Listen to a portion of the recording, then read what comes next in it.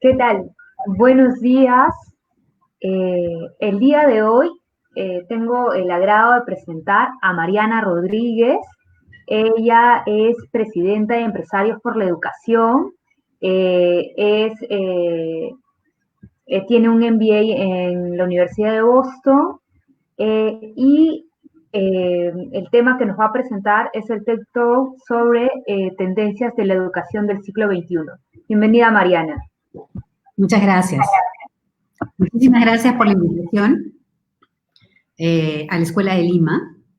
Y gracias especialmente por haberme invitado a hablar de un tema que realmente me apasiona, que es la transformación digital en la educación y que además es inclusive mucho más que eso, ¿no? Es hablar sobre la educación del siglo XXI. Yo, la verdad que vengo muy interesada en ese tema desde hace muchos años.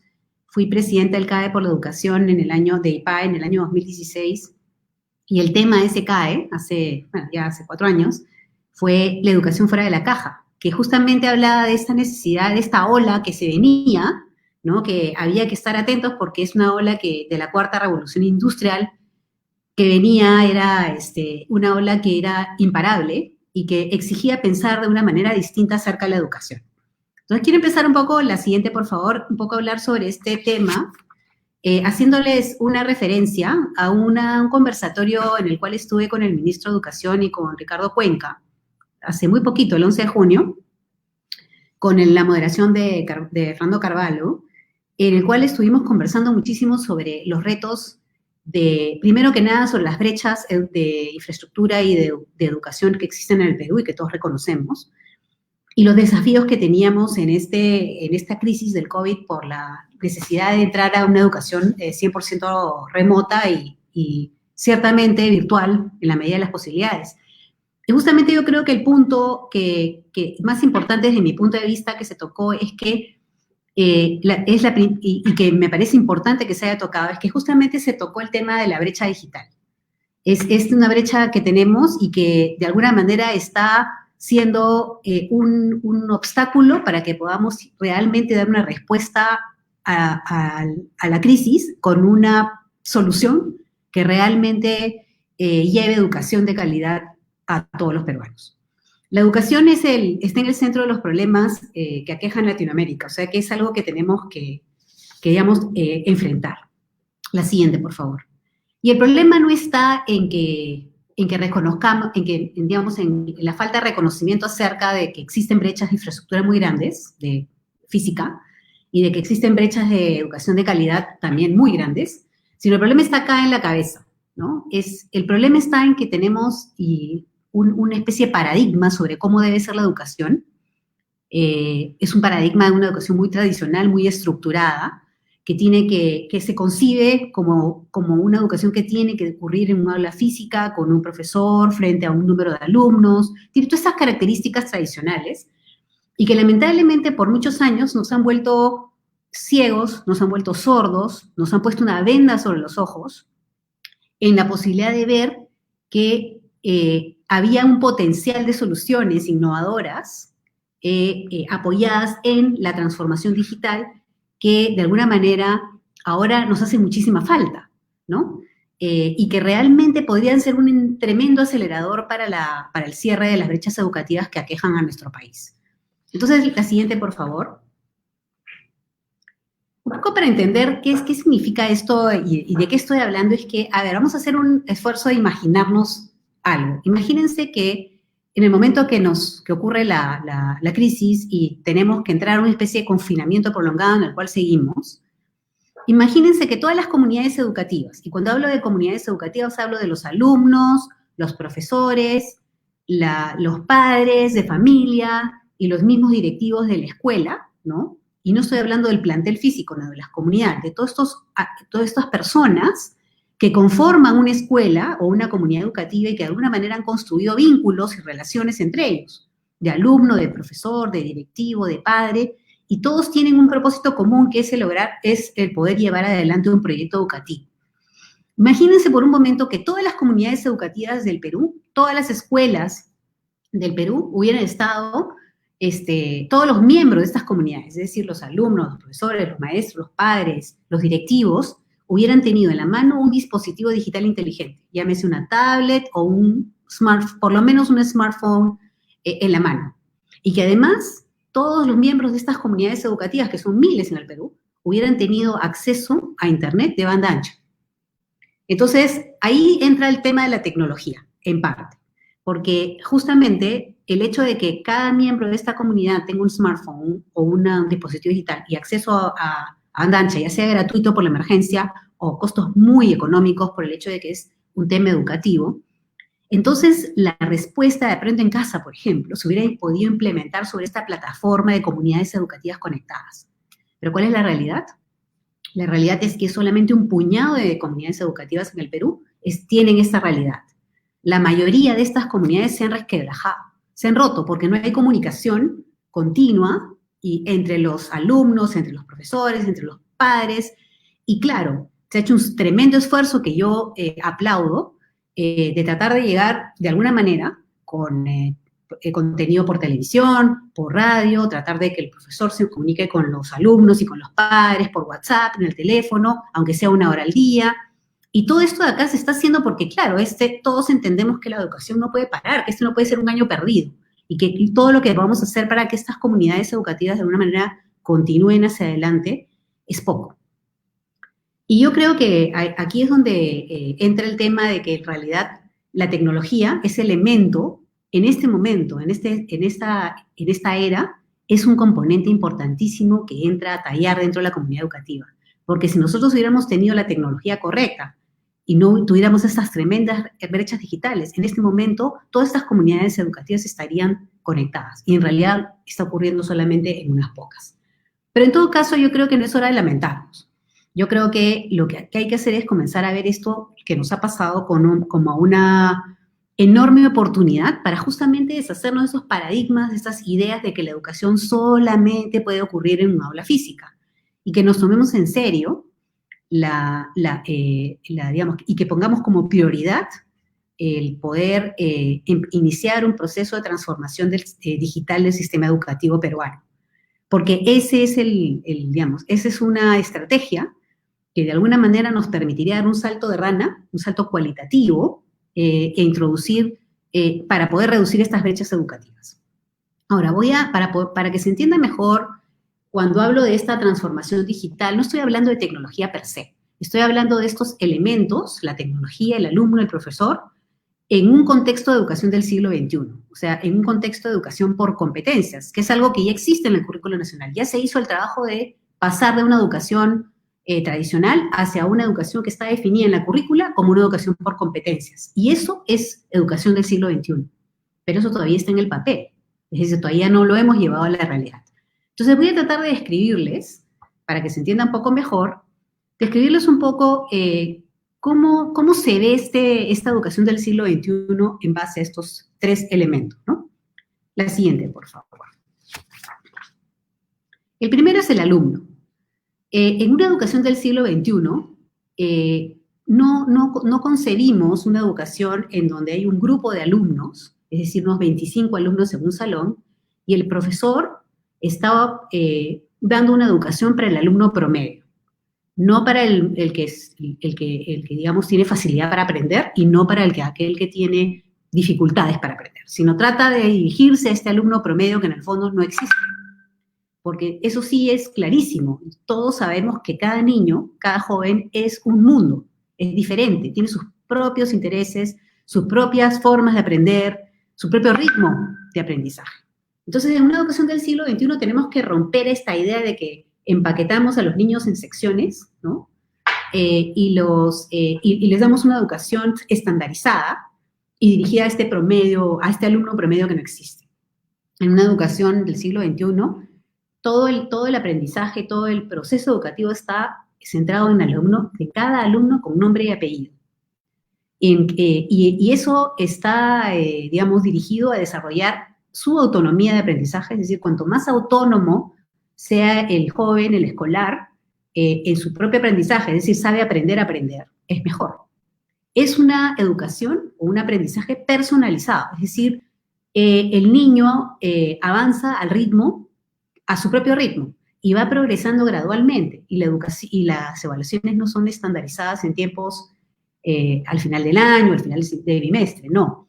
Este avance del niño se va dando a nivel progresivo, se llama evaluación formativa, que es gradual, y que va llevándolo a niveles cada vez mayores de conocimiento.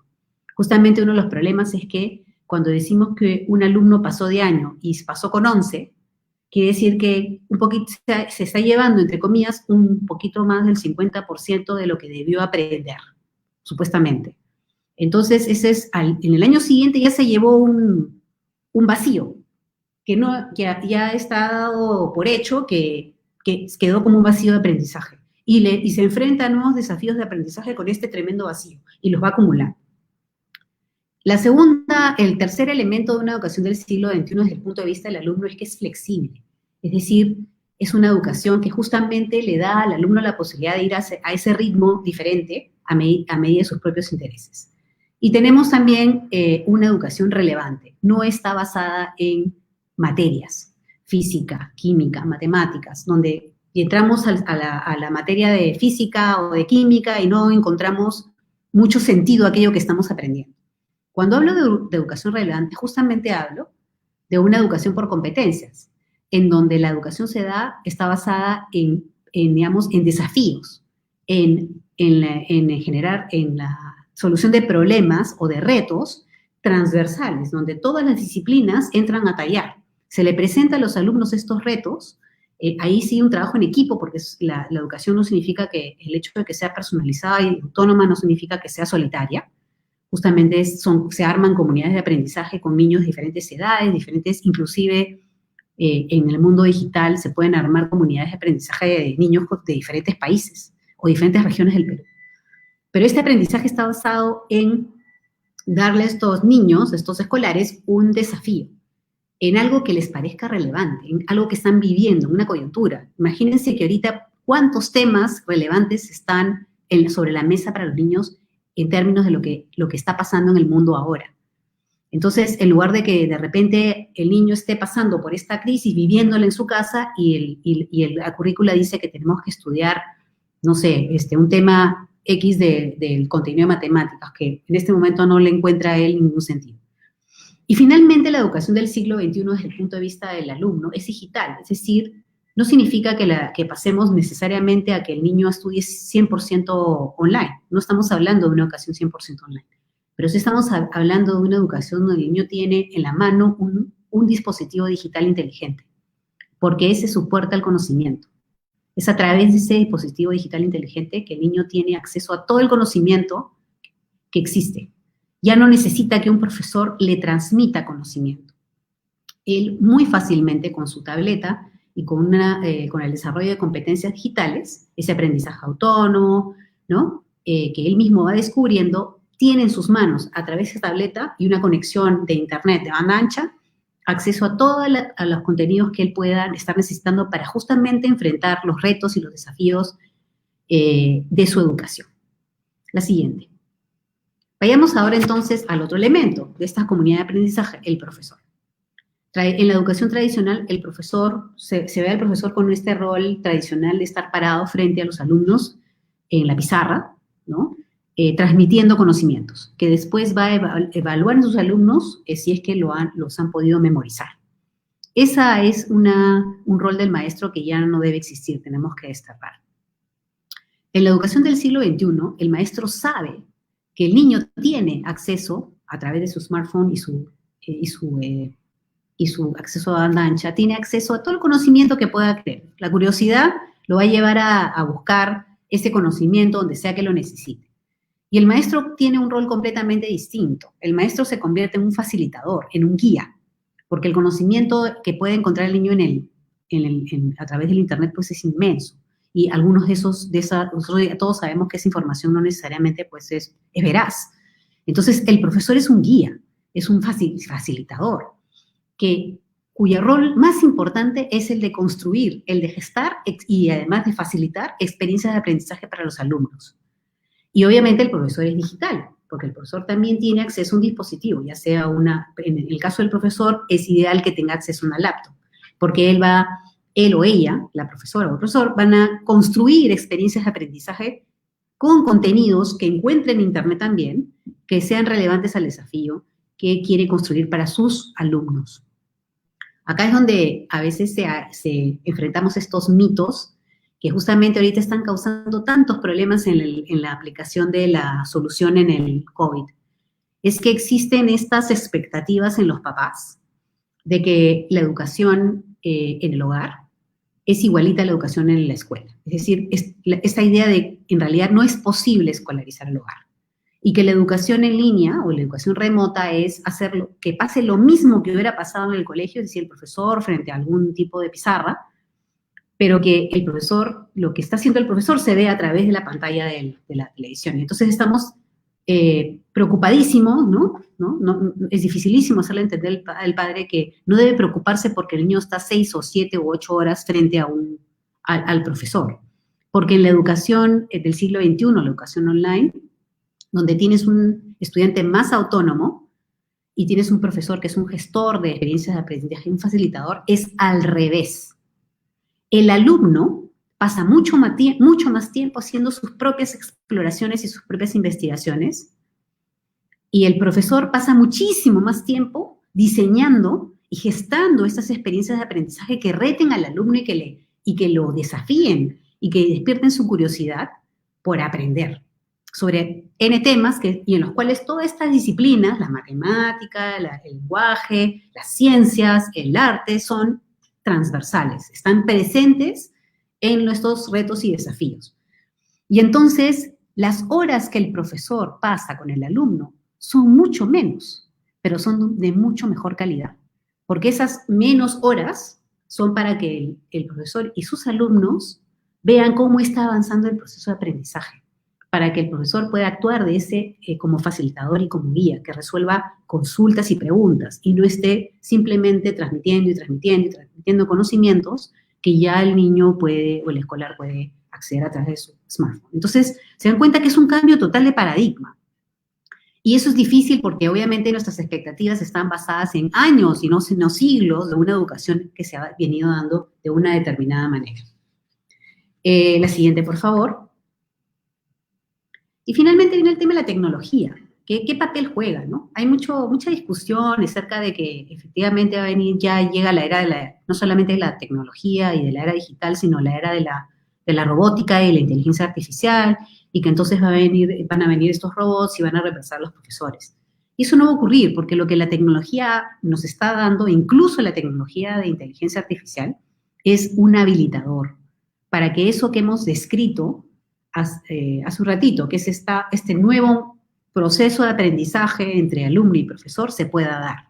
Es porque existe tecnología como un habilitador que ese proceso se vuelve virtuoso, que escala en su nivel de logro y de efectividad, y entonces se vuelve un instrumento valiosísimo, que justamente mi punto es que hemos estado ciegos, hemos estado sordos y hemos tenido una venda sobre los ojos para no reconocer que la tecnología existente y la que está por venir nos dan una excelente oportunidad de hacer este salto de rana, este salto cualitativo, en la medida que podamos hacer un despliegue, ¿no?, de acceso a este mundo digital en la comunidad educativa, en el sistema educativo peruano, entonces podremos avanzar mucho más rápido y podremos por ejemplo, implementar este currículo por competencias de una manera mucho más acelerada, ¿no?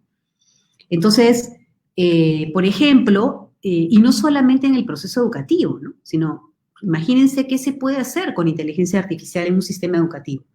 Por ejemplo, en un sistema de inteligencia artificial con toda la información que tiene, podría estar dándole señales al sistema educativo dónde están los niños que están en riesgo de abandono escolar, antes de que se vayan del sistema, antes de que deserten.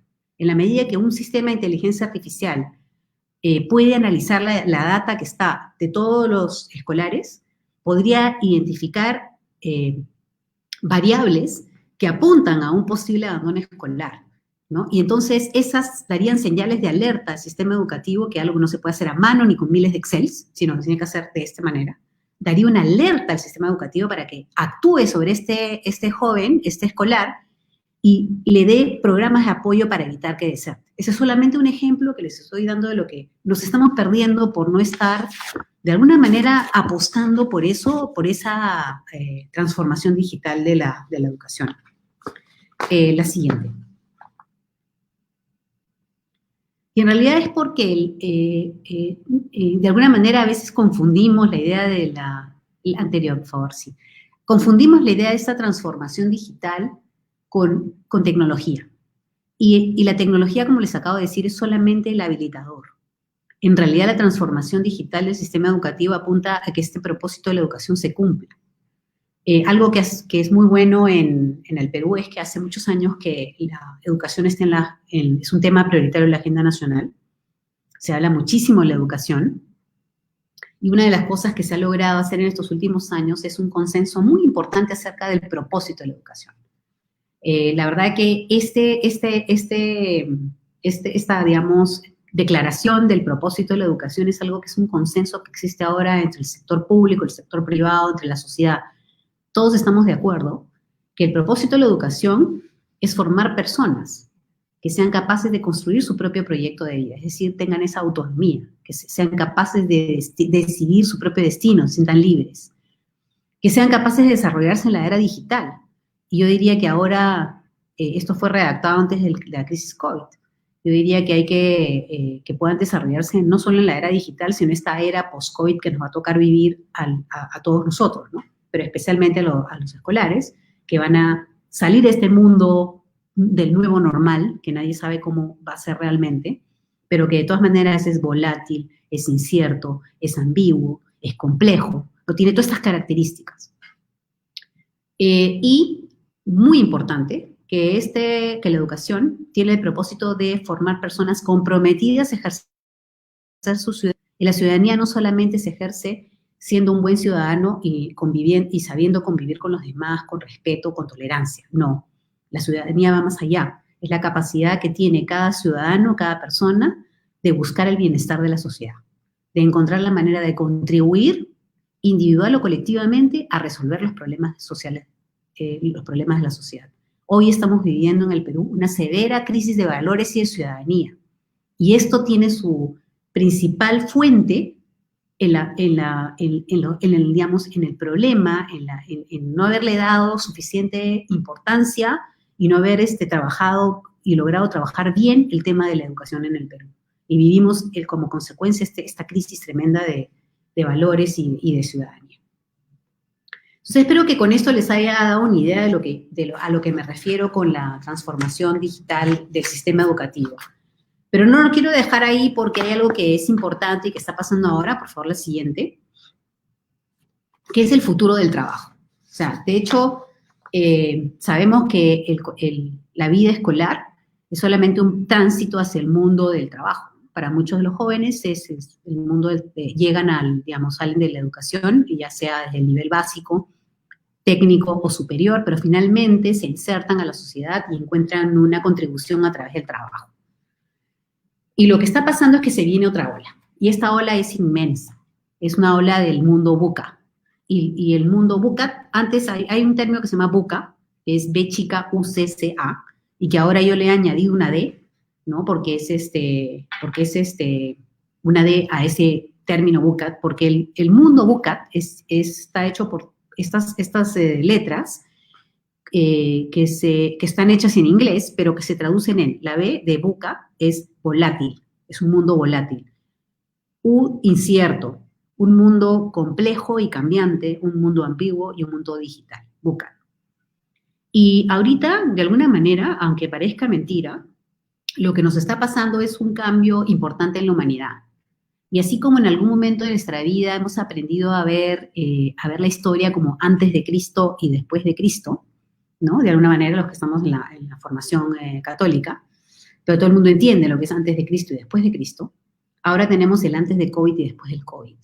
Y el después del COVID es tremendamente incierto, ambiguo, volátil, cambiante y tremendamente digital, porque estamos todos ahora, si no fuera porque estamos conectados, no podría yo estar hablando con todos ustedes o conversando con ustedes. La siguiente. ¿Lo que nos está pasando en el Perú?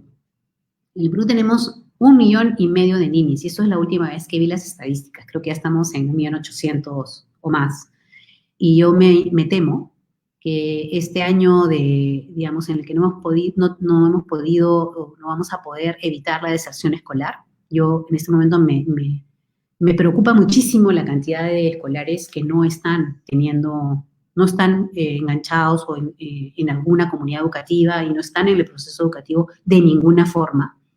Y que muchos vean en sus familias un deterioro económico tal que los lleve a que abandonen sus estudios, ¿no? Entonces, ¿qué pasa? En el Perú estos ninis, que son los jóvenes que ni estudian ni trabajan, son el producto de una educación secundaria que no les ha dado lo que ellos necesitan para poder hacerse competitivos en el mundo laboral. Y es en el pre-COVID. No, yo en el post-COVID todavía lo veo mucho más difícil, ¿no? ¿Qué competencias tienen estos jóvenes que les ha dado la educación secundaria? Y ese es el problema, no tienen las competencias que el trabajo requiere, que son competencias blandas, son habilidades blandas. Lo que las empresas están necesitando son jóvenes que sepan aprender a aprender, que tengan bastante autonomía, que sean capaces de tener un pensamiento crítico, que se comuniquen bien, que tengan las habilidades, obviamente, matemáticas, analíticas, digamos, básicas para poder enfrentar problemas y encontrar soluciones. Pero lamentablemente es que nuestro sistema educativo no está dándoles a los jóvenes esas competencias, y entonces aquel chico que solamente se queda con la educación básica, o sea, la secundaria, a veces no encuentra un espacio en el mundo del trabajo y se convierte en un niño que ni trabaja ni estudia. Y eso es un problema porque muchos de ellos se las ingenian para encontrar algún trabajo en el mundo informal. Pero, ¿qué podemos decir de sus potencialidades, de las oportunidades para el futuro? ¿A qué los estamos condenando? Y el otro, en el peor de los casos, terminan en problemas, envueltos en problemas, en pandillas o digamos, en movimientos que de alguna manera les dan un sentido de pertenencia, ¿no? Pero que no son necesariamente sanos. Adelante. Por eso les quiero comentar que hace una semana más o menos se dio el CADE Digital. Yo formé parte de la comisión organizadora por unos meses y justamente estuve en el equipo que trabajó todo el tema de competencias digitales, ¿no? Porque estamos hablando del impulso, que el impulso en el Perú es digital. O sea, que coincide perfectamente con esta idea que quiero darles de que realmente que el impulso a la educación también es digital, sin que sea digital relacionado a darles tablets y poner internet. Eso es la parte fácil. La parte más difícil, el reto más importante es cambiar esta mentalidad de cómo debe darse la educación. Es cómo aprendemos y cómo enseñamos lo que tiene que cambiar. Entonces estuve en este CADE Digital que fue del 1 al 4 de junio y una de las cosas que vimos en el CADE fue que realmente cuáles eran estas habilidades que se requieren en el mundo del trabajo y en el mundo post-COVID. Esto era antes del COVID, pero se han vuelto todavía mucho más importantes para el mundo post-COVID, que es capacidades críticas digitales y cognitivas, habilidades socioemocionales, adaptabilidad y resiliencia. La palabra resiliencia ahorita ha cobrado muchísima importancia, y obviamente el aprender a aprender. Y justamente esto es lo que la currícula por competencias del Perú es lo que está apuntando a hacer esto, pero estamos fallando en la implementación. Estamos fallando en la implementación porque, como les digo, exige un cambio de paradigmas. Así que exige, obviamente, como dice en mi tweet, estas son las competencias y habilidades que se deben desarrollar desde la educación básica. No podemos esperar a la educación superior para enseñarles esto a los chicos, ¿no? O sea, desde toda la formación básica. ¿Y qué exige esto? Exige modelos educativos completamente distintos, docentes y normativas, que permitan que nosotros migremos a una educación del siglo XXI. Siguiente. Para empeorar las cosas, lo que va a ocurrir ahora, lo que venía ocurriendo, pero que ahora va a ser absolutamente, digamos, acelerado, es lo que se llama el desplazamiento laboral. Muchos trabajos que existían, que ya se veía viendo que iban a desaparecer. En la medida que ustedes van a un supermercado y no tienen que tener cajeros, sino que simplemente no tienen que tener nadie en la tienda. Básicamente ya existen pequeñas tiendas y supermercados medianos y grandes en las que uno entra y no hay ninguna sola persona humana. Y uno se recoge lo que quiere, se escoge lo que quiere, los compra, hace sus compras y hace un checkout automático. Y se paga con dinero digital. Entonces, ¿cuántos trabajos van a desaparecer? Muchísimos, ¿no? Y eso es una realidad, pero no significa que no se creen otros. Y a eso me refiero cuando hablo de desplazamiento laboral. Muchos trabajos van a morir, se van a destruir, no van a existir más, pero muchos otros nuevos se están creando. Y ahora, por ejemplo, en este COVID se han acelerado estos nuevos ocupaciones que antes no existían, casi no existían, ¿no?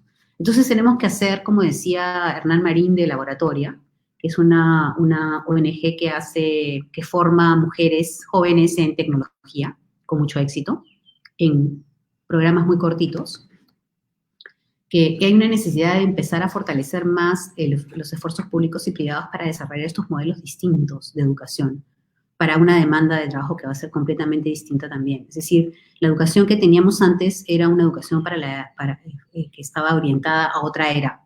Entonces, si no cambiamos estos modelos, nuestras formas de pensar, entonces no vamos a poder tener éxito en generar las habilidades necesarias para que los jóvenes puedan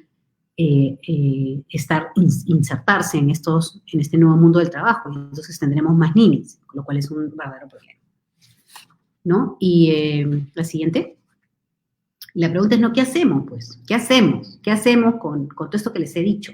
Estas brechas educativas gigantescas, esta cantidad de problemas que les acabo de alguna manera de describir.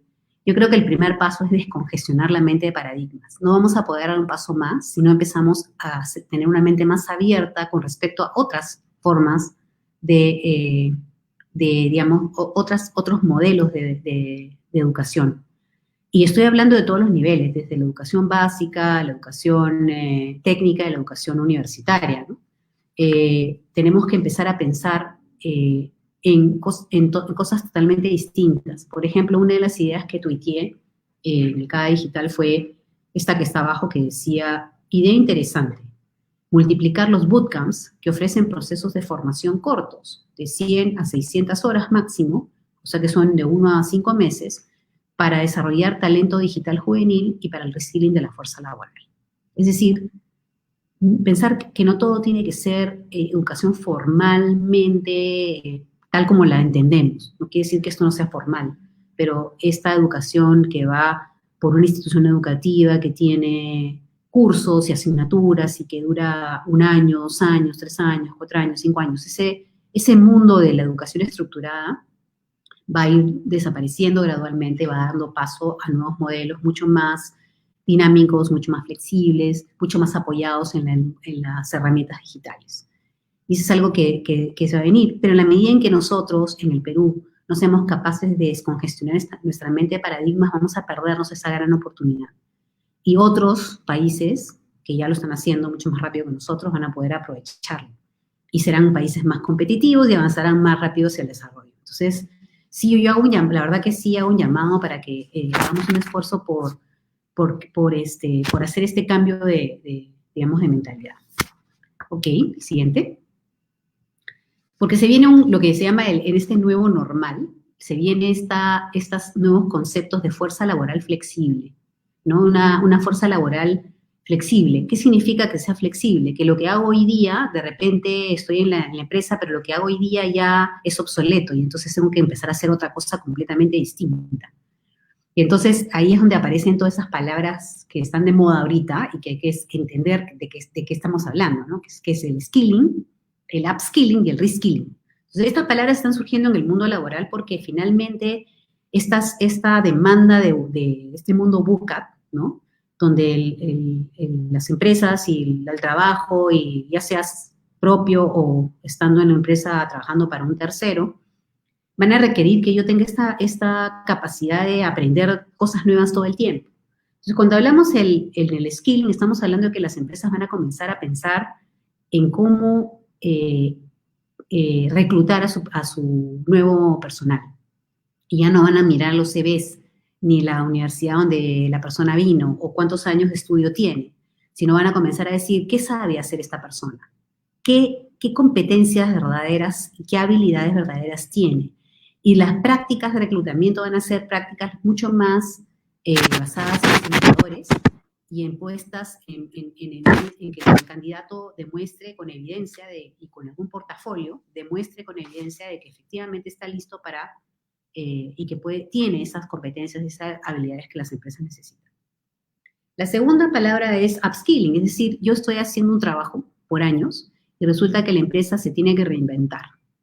Y ahora mi trabajo y lo que yo hacía ya no tiene ningún sentido para la empresa.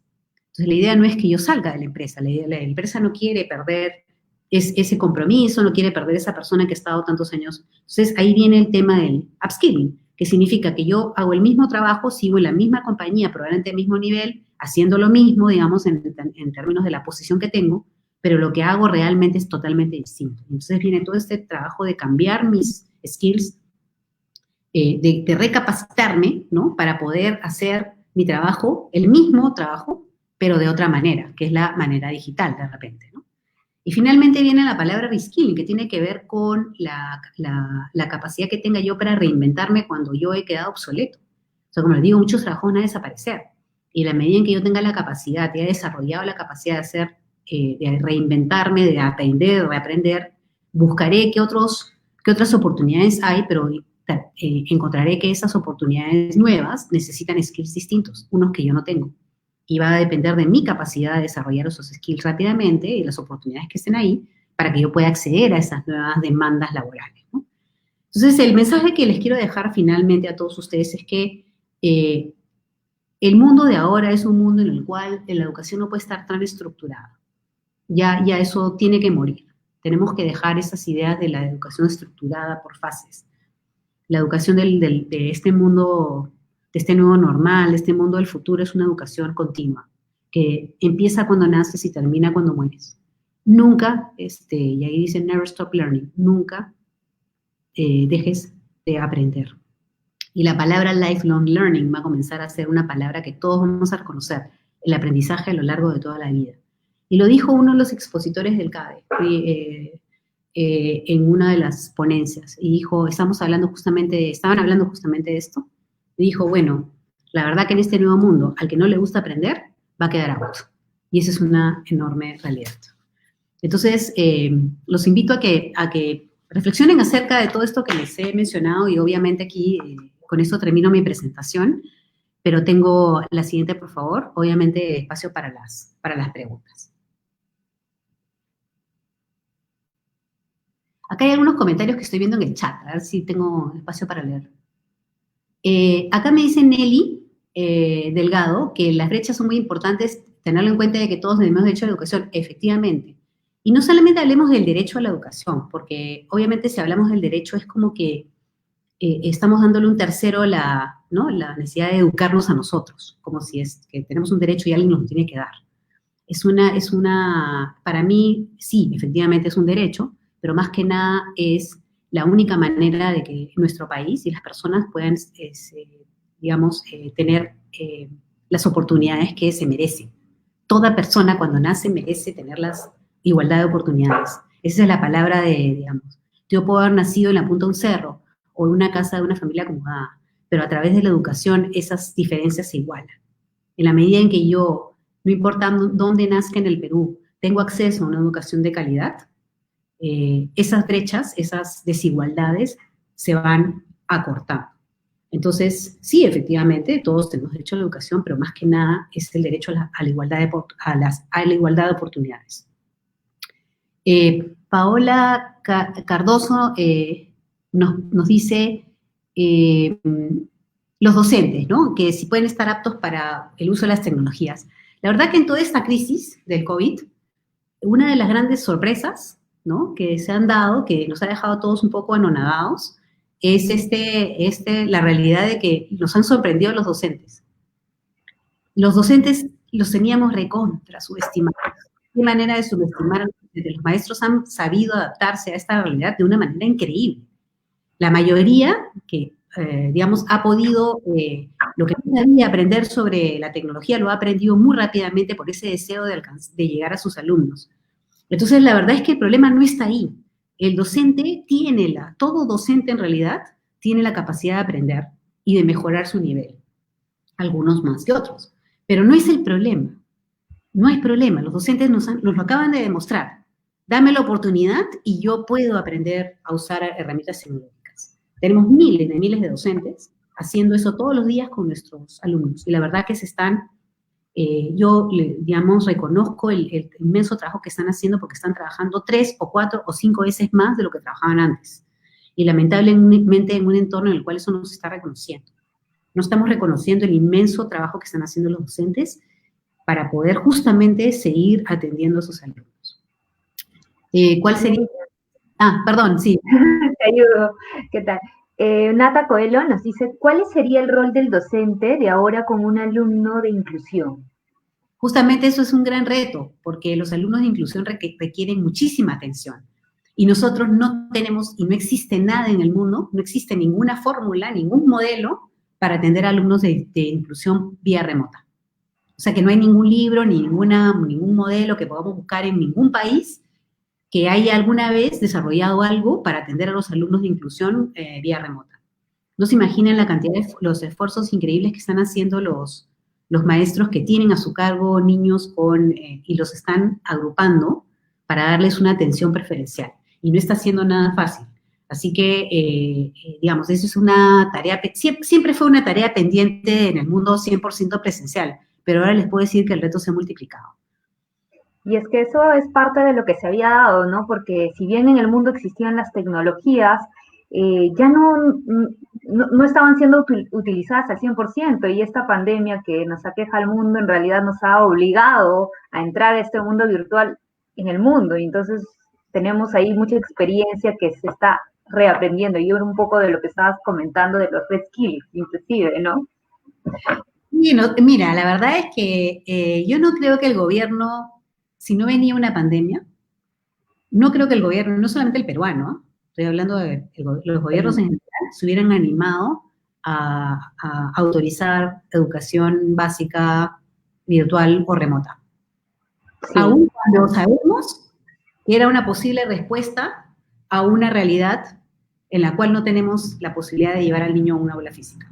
No lo hubiéramos hecho. No lo hubiéramos hecho porque teníamos miedo, porque teníamos esto metido en la cabeza de que no se puede, tiene que ser en una aula física y tenemos que construir un aula, ¿no? De todas maneras, para que el alumno vaya, no importa que se demore 2 horas de ida, 2 horas de vuelta. Entonces, posibilidad. Y creo que va más allá. A mí me gustaría pensar, y lo dije en el panel, que cuando esto pase, no nos dé amnesia. No nos dé amnesia. Totalmente de acuerdo. Agarremos, digamos, ya, todo pasó, entonces regresamos a lo mismo de antes. No, a ver si este año es un año donde la gran oportunidad es justamente no aprender de lo que nos ha pasado para poder darnos cuenta que hay mucho que se puede aprovechar de las experiencias que estamos viviendo ahora. Es correcto, esperemos no retroceder en esto que ya se ha avanzado y que nos han obligado en realidad a avanzar. Así es. Tenemos otra pregunta de Pablo Torres, nos dice, primero te agradece, excelente conferencia, y dice, ¿cuáles son los cambios que a tu juicio deben generarse en las carreras de formación docente que imparten nuestras universidades e institutos pedagógicos de cara a una educación del siglo XXI? Sí, no, es una excelente pregunta. La verdad que si uno mira, no todos, pero sí uno mira la mayoría de los programas de formación docente de universidades, de institutos y universidades, o sea, aquellos que forman a nuestros maestros, nos vamos a dar cuenta que les estamos enseñando a enseñar con el paradigma anterior, con el paradigma de la educación tradicional. Entonces, ya hemos avanzado en el sentido de que hemos desarrollado en el país una currícula por competencias y que estamos mirando la educación del siglo XXI con ojos favorables. No estamos en contra. Pero en cuanto a cómo formamos a los profesores no cambió nada.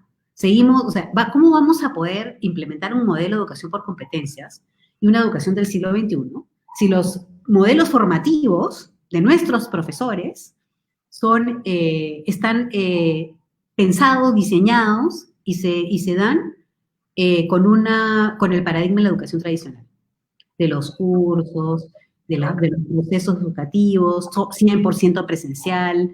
Yo no conozco todos los programas de formación de docentes, pero probablemente el contenido tecnológico pues sea muy, muy pequeño, mucho más pequeño de lo que debería ser. Se les está enseñando, por ejemplo, a construir experiencias de aprendizaje.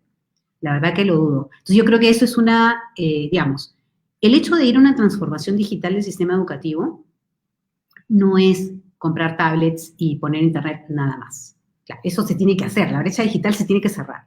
Pero eso no es transformación digital. No, no. Transformación digital es un elemento del sistema. Y si hay uno que es sumamente importante y que no nos puede fallar, es el de la educación y los programas de formación docente.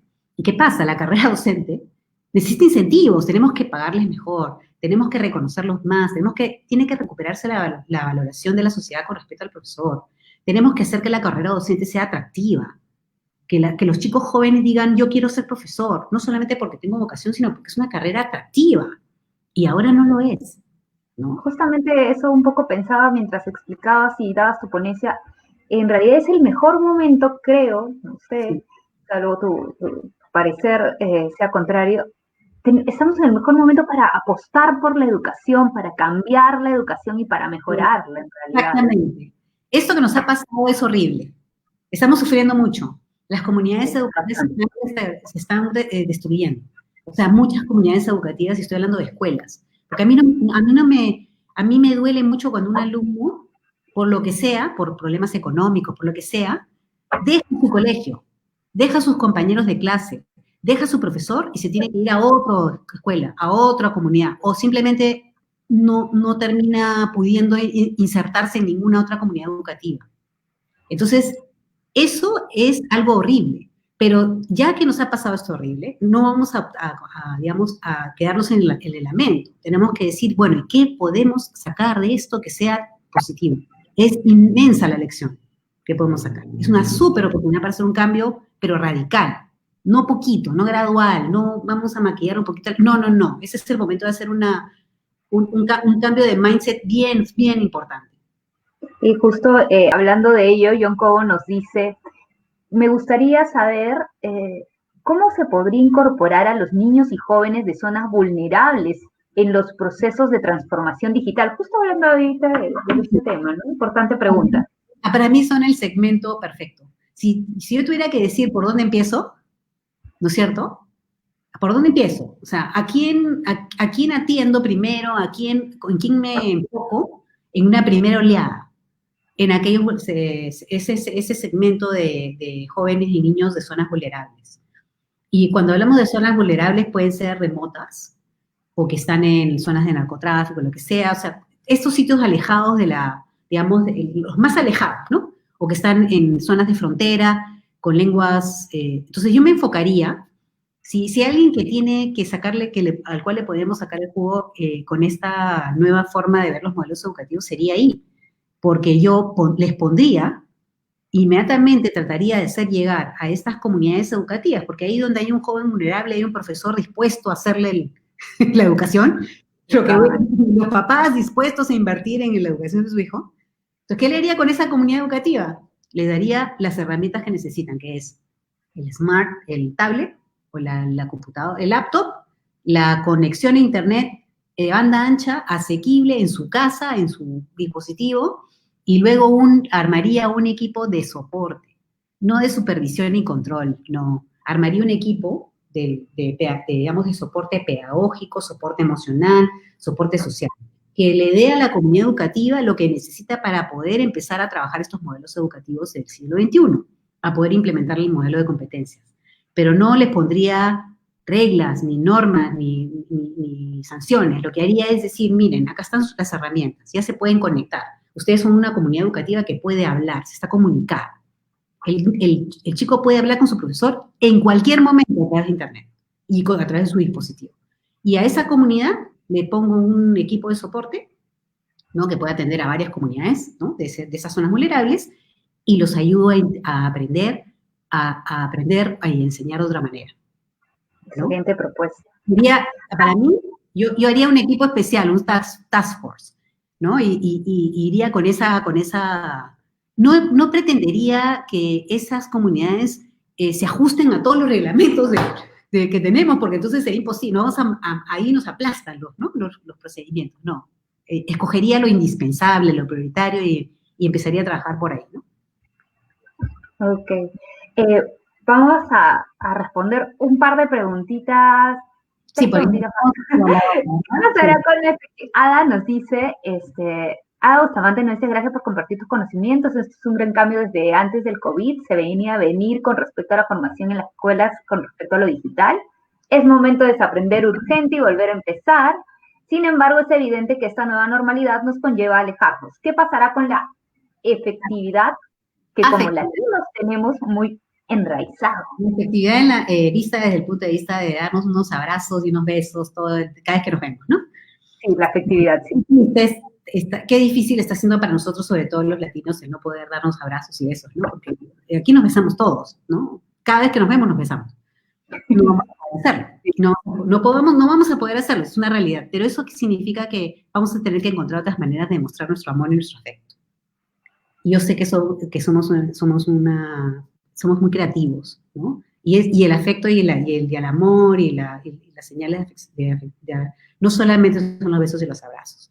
Yo les puedo decir cuál es una de las formas más importantes de mostrar afecto a una persona, es estar presente con ella, escucharla, con toda tu atención, en el momento en que la tienes enfrente. Si tú a tu hijo lo abrazas y lo besas y después lo dejas, está bien, le has dado una expresión de afectividad y amor. Pero si te sientas con tu hijo por 15 minutos, ¿no? Y lo escuchas, y estás atento a lo que te tiene que decir, y él sabe que estás ahí para él y lo estás escuchando, esa es para mí, la mayor expresión de amor y de afecto que puedes tener con tu hijo, o con un niño, o con otra persona para todos los fines, ¿no? Así que creo que sí, pues, ¿no? Vamos a extrañar horrores los besos y los abrazos, pero bueno, ya regresarán porque yo soy optimista y creo que eventualmente encontraremos la solución de la vacuna y podremos volvernos a abrazar y besar, ¿no? Estoy segura que sí. Bueno, quiero continuar. Hay muchas preguntas, de todas maneras las vamos a responder todas a través del chat, después te las vamos a pasar, pero quiero continuar con una pregunta de Renata Teodori y luego nuestro gerente de Educación y Deportes también ha mencionado, primero con la de Juan Pablo de la Guerra de Urioste, él es nuestro gerente de Educación y Deportes de la Municipalidad de Lima, nos dice, tenemos 6 millones de peruanos mayores de 15 años que no han terminado el colegio. La virtualidad podría ser la oportunidad hoy en día, la virtualidad podría ser la oportunidad para ellos. Mira, la verdad que creo que la virtualidad sería la gran oportunidad. Ese es otro segmento que podríamos agrupar con un segmento de necesidades similares, el joven que desertó de secundaria, pero yo iría más lejos. No solamente usaría la virtualidad, es decir, los equiparía, primero que armaría comunidades educativas, ¿no? De estos jóvenes con maestros, ¿no? Y sus padres o tutores, armaría estas comunidades educativas, pero una vez que están armadas y tienen en su mano el smartphone o el tablet y la internet de banda ancha, iría más lejos. No solamente los llevaría a nivel de lo que supuestamente es la secundaria, porque como hemos visto hace un ratito, la verdad que lo que la secundaria le da al joven no es suficiente para el mundo de hoy. Yo aprovecharía y haría una combinación de lo que les falta en términos de cumplir los requerimientos para ser un graduado de secundaria en este país, pero le añadiría un componente, diría que no sería menor, de estas habilidades nuevas que requieren para ser empleables. Entonces, haría bootcamps con ellos. Y la verdad de las cosas es que hay un montón de asociaciones sin fines de lucro financiadas por el sector privado, yo hablo de empresarios por la educación, que están felices de dar estos bootcamps, ¿no? A estos jóvenes. Estoy segura que... Ya vamos a conversar un poquito más, Mariana, sobre ello. Y por último, vamos a finalizar con una pregunta de Renata Teodori de la Fuente. Ella también es parte de nuestra gerencia y quisiera preguntarte, ¿de qué manera vinculamos la legislación educativa y lo planteado por el Consejo Nacional de Educación en el proyecto del 2030? El Consejo Nacional de Educación ha trabajado un proyecto interesantísimo con la participación de toda la comunidad educativa, de la sociedad en general. Ha sido un proyecto que, digamos, lo que tiene es que nos marca una pauta bien clara. Pero tengo que ser franca, todavía está en el papel. Entonces, el problema que enfrentamos cuando tratamos de llevar una visión tan ambiciosa y tan digamos, motivante como la de hacer realidad ese Proyecto Nacional de Educación, nos enfrentamos con una regulación que es muy restrictiva. Es tremendamente restrictiva y nos cuesta mucho cambiarla. Justamente en el último panel que he mencionado al comienzo, yo dije que la verdad que sentía que era el momento de cambiar las 3 E's con las que operaba el Ministerio de Educación por las 3 I's. Y le dije, miren, yo la verdad que las 3 E's las veo así. La C del centralismo, esta idea de que todo el modelo de cómo debe ser la educación tiene que diseñarlo esta entidad central que es el ministerio, etcétera, y que finalmente la receta, y es que la verdad que el sector la ve como una camisa de fuerza, viene ya totalmente diseñada. Y hay que cambiar esa C del centralismo por la I de la innovación, donde la pauta, basta con lo que nos ha dado el proyecto nacional y dejar que las comunidades educativas tengan la oportunidad de abrirse, experimentar, encontrar buenas prácticas, y esas suban hacia el ente central y sean repartidas por todo el sistema. Es un círculo virtuoso de innovación. La C del centralismo por la I de innovación. La C del control, que es que la calidad se controla con inspecciones, etcétera, yo la cambiaría por la I de la información. Darle mucha retroalimentación al sistema para ver qué funciona y qué no funciona. Y finalmente la C del castigo, entonces todas nuestras normas están cargadas de sanciones y multas y no sé qué, la cambiaría yo por la I de los incentivos, que es, buscaría maneras de incentivar los logros en los avances en los modelos educativos. Entonces yo vuelvo al punto en que toda la verdad, que toda la oportunidad que se nos está presentando en adelante vamos a poder aprovecharla solo si somos capaces de cambiar nuestros paradigmas. Genial, muchas gracias, Mariana. Ahí tenemos todavía algunas preguntas, de pronto ya te las paso por interno. Yo voy a procurar responderlas lo más pronto que pueda. Sí. Muchas gracias, Mariana. Ha sido un placer enorme tenerte dentro de nuestra Escuela de Lima, que es un proyecto que se viene liderando por la Gerencia de Educación y Deportes de la Municipalidad de Lima, y nada, estamos muy agradecidos contigo de parte del gerente de la JED, Juan Pablo de la Guerra de Urioste, Renata Teori, el alcalde. Entonces, muchas gracias. Muchas gracias a ustedes por la invitación. Un placer estar acá. Gracias. Chao.